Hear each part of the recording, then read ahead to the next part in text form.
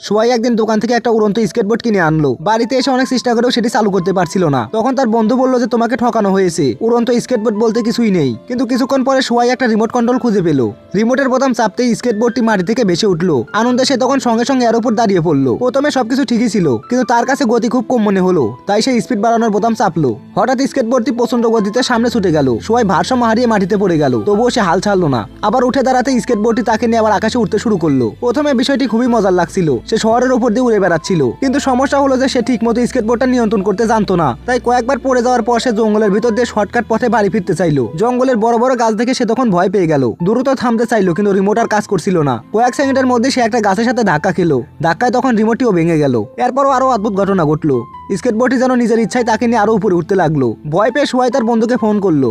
ঠিক তখনই সামনে একটা বিশাল বিমান দেখতে পেল। বিমানটি দ্রুত তার দিকেই এগিয়ে আসছিল। সোয়াই ভেবেছিল এবার আর বাঁচার উপায় নেই, কিন্তু ঠিক সেই মুহূর্তে স্কেটবোর্ডের ব্যাটারিটা শেষ হয়ে যায়।